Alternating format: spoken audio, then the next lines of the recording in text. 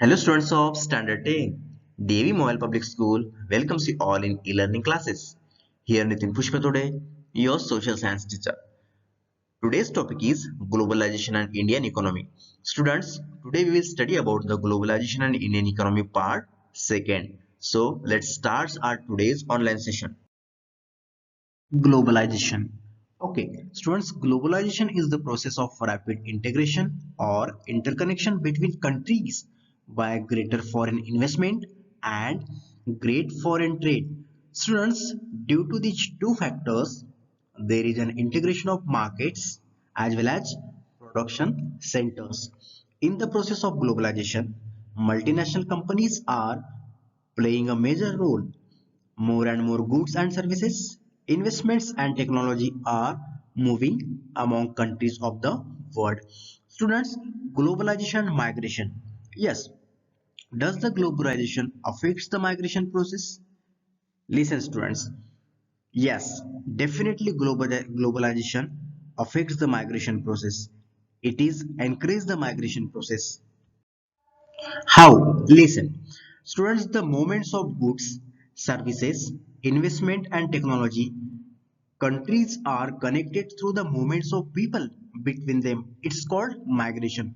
That means move from one place to another place with respect to business, with respect to job and services. It's called migration. People usually move from one country to another country in search for better life, higher income, better jobs or better education. This has been going on for many countries, but now has it slowed down due to the various restrictions imposed by the many countries. So definitely students, globalization process impacted on the migration. Okay, technology. Yes students, due to the globalization, what is the effect on technology sector? Listen, fast improvement in technology during the last 50 years, such as improvements in transportation technology, have resulted in much faster delivery of goods across long distances at lower cost. So students, it is effects of globalization that's possible only due to the globalization. Definitely students, due to the globalization, technology and the fast development has been done.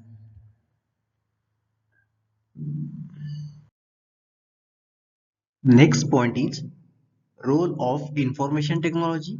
That means role of IT in globalization. Listen students, what is the role of information technology in globalization? Information technology facilitates the effortless exchange of information across borders as well as the expansion of resources from countries all across the world. This expansion leads to new ideas and products as well as new ways of doing business. Students, what is the role of media in globalization? Listen, the mass media are today seen as playing a key role in enhancing globalization and facilitating the cultural exchange and multiple flows of information and images between countries through international news broadcasts, television programming, new technologies, film and music. Yes, students, definitely these are playing a most important role in the globalization. Yes, definitely students, with the help of information technology, all countries of the world just connected to each other and so they can easily communicate with each other. Students, information and communication technology has revolutionized the spreading of production of services across the globe. Telecommunication facilities and satellite communication devices are used to connect one another around the world, to access information instantly and to communicate from remote areas. So students, this is the effect of IT, information technology. Next point is forest investment policy. Okay, students, to protect local entrepreneurs, to protect local merchants, to protect local industrialists from competition, the government of a country puts certain barriers to restrict the entry of foreign goods. Yes, students, every country formulated their foreign policies to protect the trade, to protect the business, and to restrict the entry of foreign goods. Okay, students, about the foreign policy, just we can discuss in such a way that first, trade barriers. Listen, students, the three major barriers to international trade are natural barriers such as distance and language. Then, second, tariff barriers or taxes on imposed goods. And last one, non-tariff barriers. So, students, these are the three major barriers to international trade. Trade barriers is a government imposed restriction. Yes, students. Through the trade barriers, government imposed restriction on the free international exchange of goods or services. Tax on imports is an example of a trade barriers. Yes, it is called the barriers because some restriction has been set up. Governments can use trade barriers to increase or decrease foreign trade and to decide what kinds of goods and how much of each should come into the country. Okay, students, after the independence, the government of India had put barriers on foreign trade and foreign investments to protect the producers within the country from foreign competition. Students, what about the new economic policy of 1991? Listen, around 1991, it was felt that Indian producers must compete with producers around the globe so that they can improve their performance and quality of goods and services. That's why Government of India in 1991 made some major changes in its trade policy. So in such a way that students, trade barriers protect the producers within a country from foreign competition. With the help of trade barriers, that means foreign invest policy, country protect their local producers and industrialists. Next point is World Trade Organization.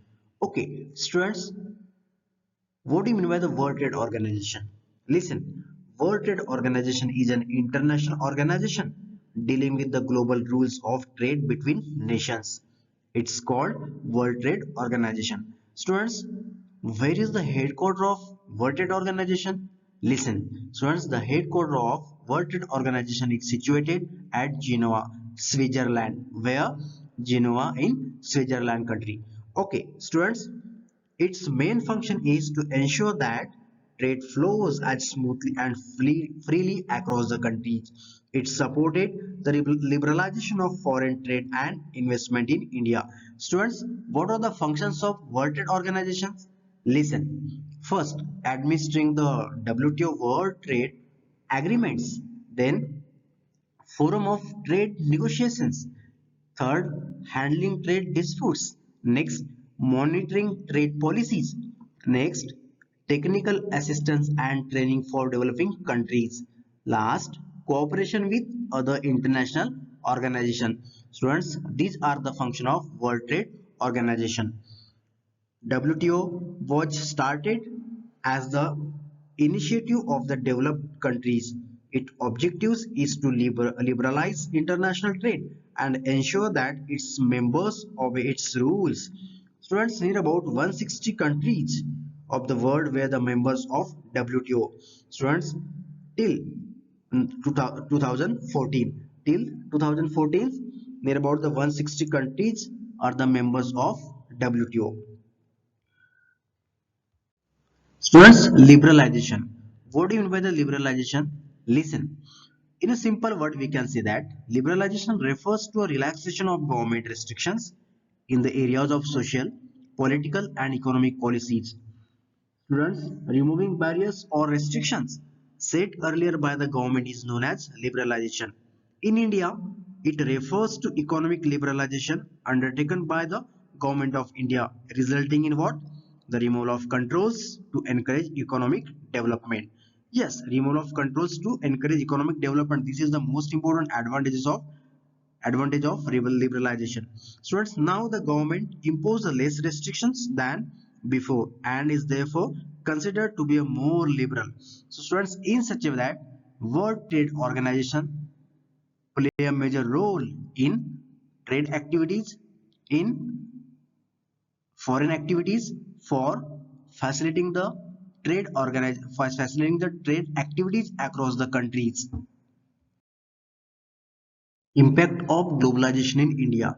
Okay students, what are the impacts of globalization on India? Listen. So the growth of foreign investment in the field of corporate, retail, and the scientific sector is the enormous in the country. It also had tremendous impact on the social, monetary, cultural, and political areas. In recent years, globalization has increased due to improvements in the transportation and information technology. Students, besides that, globalization resulted in more competition among producers, benefiting consumers and particularly the prosperous sections in the urban areas. It gives a greater choice of goods with improved quality and lower prices. Another, multinational companies have increased their investment in India in cell phones, automobiles, electronics, soft drinks, fast food, and services such as banking in urban areas. Students, due to this, many new jobs have been created and local companies supplying raw materials and services to these industries have prospered. Students, globalization has threatened small producers as their production has stopped. New companies that provided call centers, IT related services, accounts, and administrative jobs have come up. Some large Indian companies like Infosys, Tata, Asian Paints, Ranbaxy have emerged as multinational companies and set up companies in other countries. So students, this is the effect of globalization in India. Students, last point is the struggle for a fair globalization. Listen, people with education, skill, and wealth have made the best use of the new opportunities due to globalization. To make it more fair, it should ensure that the benefits of globalization are shared better and government policies must protect the interest of all the people in the country. It can support small producers to improve their performance till the time they become strong enough to compare. Students, if necessary, the government can use trade and investment barriers. Okay, students. So, in such a way that today we learned about the globalization and other information of multinational companies.